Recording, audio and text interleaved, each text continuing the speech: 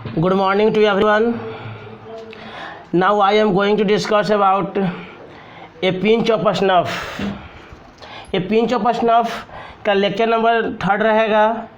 ये बिहार बोर्ड का इंग्लिश है और भी 12th क्लास का।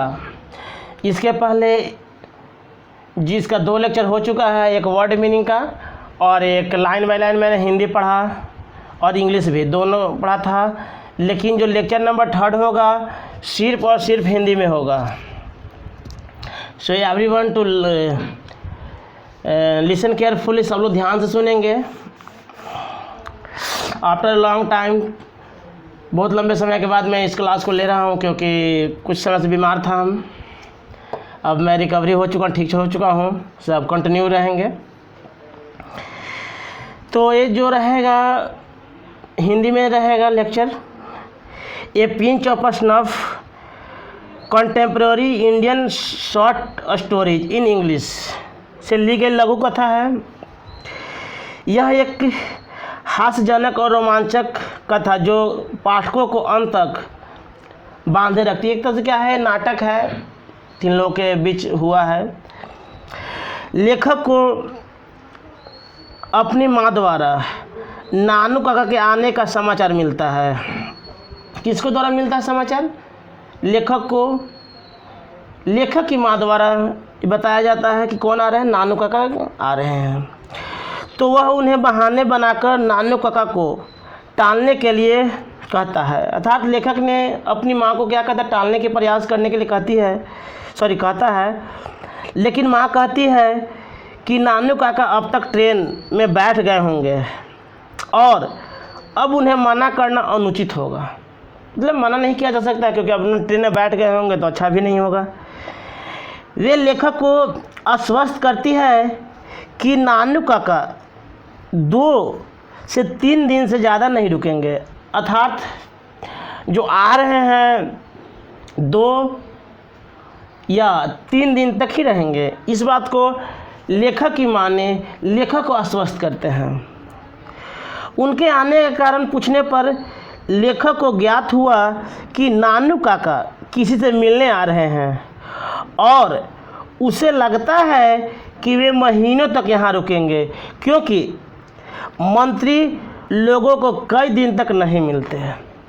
अर्थात लेखक को ये लगता है कि वो यहाँ आ रहे हैं तो लंबे समय तक रुकेंगे क्योंकि मंत्री जो होते हैं लंबे समय तक इससे मिलते ही नहीं हैं। लेखक नया सहायक अधिकारी था और उसे मंत्रियों को ईश्वर से ऊंचा मानना सिखाया गया था। अर्थात उन्हें सिखाया गया था कि जो लेखक होते हैं क्या होते हैं, जो मतलब मंत्री होते हैं क्या ईश्वर से भी बड़ा होते हैं, ऐसे सिखाया गया था। लेखक बेमन से नानू काका को लेने स्टेशन गया क्योंकि माँ की आदेश आया। अर्थात लेखक की माँ को आदेश था लेखक को कि जाओ रिसीव करके ले आओ। तो बेमन से क्या कर गए, स्टेशन चले गए। उसने देखा कि नानू काका का व्यक्तित्व प्रभावशाली था। उनके बाल सफ़ेद थे और मूछें भी शानदार थे। डेकानी ब्राह्मण जैसा उनका पहनावा था। पहनावा बहुत ही शानदार था। लाल सिल्क की पगड़ी, घुटने तक लंबी काली कमीज और कंधे पर लिपटा अंगोछा। उन्होंने उतरकर एक टोकरी लेखक को पकड़ाई और बाहर निकलने को कहा। लेखक को एक बिल्ली की आवाज़ टोकरी से आती सुनाई पड़ी। वो तब हुआ था, बिल्ली शायद लेखक के अभी तुरंत एक महिला से हुई टकराव से व्याकुल हो गई थी। अर्थात लेखक जब बाहर निकल रहे थे, एक महिला से क्या हो गया, वो भी महिला बुर्का पहनी हुई थी, उनसे टकराव हो गया। तभी अजीबोगरीब आवाज़ उससे आया है जो बिल्ली का है। नानू काका बहुत देर बाद स्टेशन से बाहर आए और वे दोनों घर की ओर चल पड़े। रास्ते में नानू काका ने लेखक से मंत्री के साथ अपनी मीटिंग के बारे में पूछा तो उसने बताया कि वह बस सहायक अधिकारी है। अर्थात मंत्री क्या है, सहायक अधिकारी के पोस्ट पर कार्यरत है और उनकी सहायता नहीं कर सकता। नानू काका ने एक चुटकी लेते हैं और चिंतामग्न हो जाते हैं। अर्थात नानू काका जब ये बात बोलता है कि हम एक सहायक अधिकारी हैं, हम आपको हेल्प नहीं कर सकते, तो क्या होते हैं, वो गहरे रूप से सोचने लगते हैं और बीच में जीभ से आवाज़ें निकालते हैं। माँ नानू काका के आने पर बहुत खुश होती है। अर्थात लेखक की जो माँ है नानू काका के आने से बहुत खुश है, लेकिन लेखक को अपना बिस्तर नानू काका को देना पड़ता है, क्योंकि सोने के लिए क्या होता है, अपना बिस्तर देना पड़ता है। यही सबसे तो चिंतित थे कि जब आएंगे तो क्या होगा, हमें अपना बिस्तर देना पड़ेगा।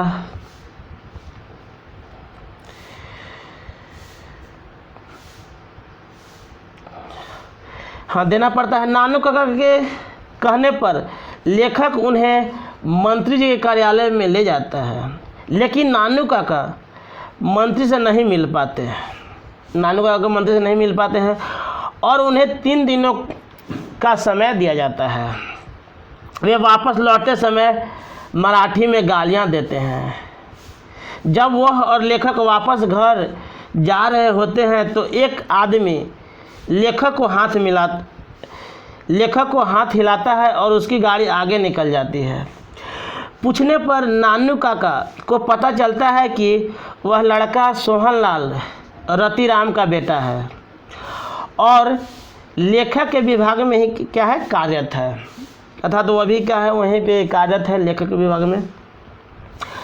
नानू काका पहले तो आश्चर्यचकित हो जाते हैं, पर फिर कुछ सोचकर लेखक से पूछते हैं कि क्या उसके पास बंद गले का जोधपुर कोट और पगड़ी है।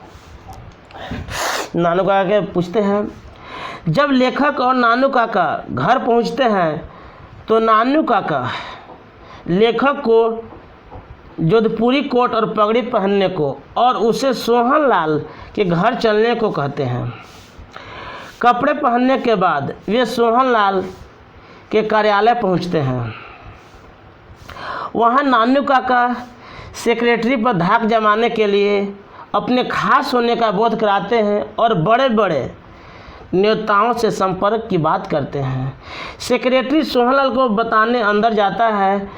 नानू काका ऊंची आवाज़ में एक नाम लेते हैं, उस नाम का है हजरत बरकत अली, जो राजदूत थे।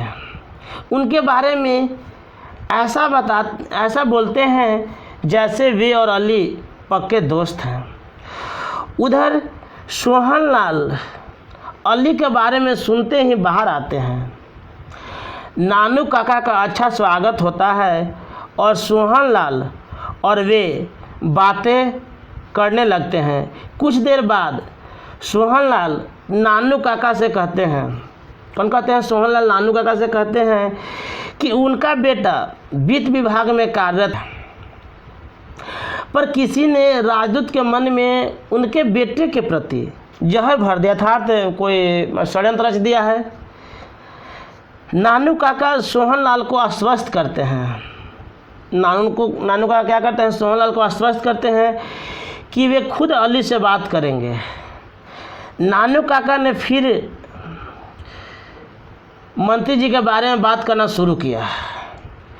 सोहनलाल की बातों से नानू काका को पता चला कि मंत्री और सोहनलाल में दुश्मनी हो गई है। किसके बीच हो गया है दुश्मनी? मंत्री जी और सोहनलाल में क्या दुश्मनी हो गई है? क्योंकि मंत्री अपनी पुत्री का विवाह सोहनलाल के बेटे से न कर गिनौर के राजकुमार से कर रहे थे। कुछ देर बातचीत के बाद नानू काका और लेखक घर आ गए। मतलब वहाँ से फिर क्या हो गया, नानू काका और लेखक घर आ गए। अगले दिन नानू काका और लेखक ने एक बड़ी विदेशी कार की व्यवस्था कर ली। नानू काका ने खुद एक पंडित जैसे कपड़े पहने और लेखक को ड्राइवर जैसे कपड़े पहनाए। अर्थात लेखक ने क्या किया, अर्थात नानू काका ने क्या किया, खुद एक पंडित जैसे कपड़े पहने और लेखक को ड्राइवर जैसे कपड़े पहनाए और फिर उस कार से चल पड़े मंत्री के कार्यालय की ओर। वहाँ पहुँचने पर जब सेक्रेटरी ने आने का कारण पूछा तो उन्होंने कहा कि वे मंत्री को परेशान करने नहीं आए हैं। अर्थात यहाँ क्या है, मंत्री को परेशान नहीं करने आए हैं और उन्होंने विजिटर्स बुक मंगवा कर लिखा। मतलब विजिटर बुक माने कोई अगर बड़े लोगों से मिलने जाएंगे तो लिखना पड़ता है कि उद्देश्य क्या है मिलने का। तो विजिटर बुक मंगवा कर लिखा, गिन्नौर के महाराज के राज ज्योतिषी और उन्होंने हमारे घर का पता दिया है। और कार्यालय से निकलते हुए बोले, हमें महाराज सुतकथा के महल में ले चलो। वहाँ से हम घर अपनी कार से पधारे। नानू काका वापस लौट गए। लेखक सोचता है कि जब मंत्री जी को सच्चाई मालूम होगी तो क्या होगा, क्योंकि अब जब बार बार कह भी रहा था कि हजरत बरकत अली क्या है मेरा दोस्त है, और जब यहाँ तक कि जब उनके प्रधानमंत्री द्वारा एक जब अम्बेसडर बनने की बात आया था वहाँ भी क्या हम हमारे मतलब ना रहा है कि इस बात को आश्वासन भी नहीं दिया था, इस बात को कह भी रहे। तो मंत्री जी को सच्चाई मालूम होगी तो क्या होगा, वह आशा करते हैं कि इस स्थिति में भी नानू का क्लास निकाल लेंगे। वो चाहता है कि जब इस तरह की परिस्थिति उत्पन्न हो तो वह घर से बहुत दूर थे। अर्थात ये जो पूरी बात है ये पिंच ऑफ स्नफ, इसकी पूरी डिराइव किया था हमने हिंदी टू इंग्लिश में, अर्थात इंग्लिश टू हिंदी में, लेकिन यहाँ पे शॉर्ट में था हिंदी में। तो आई होप सबको समझ में भी लेक्चर आ जाएगा। ये लेक्चर नंबर 3 है। इसके बाद आपको लेक्चर नंबर 4 भी होगा जो कि शॉर्ट आंसर क्वेश्चन होगा, ऑब्जेक्टिव होगा और समरी को भी हम डिराइव कर देंगे। तो thanks for this session, have a nice day, good bye.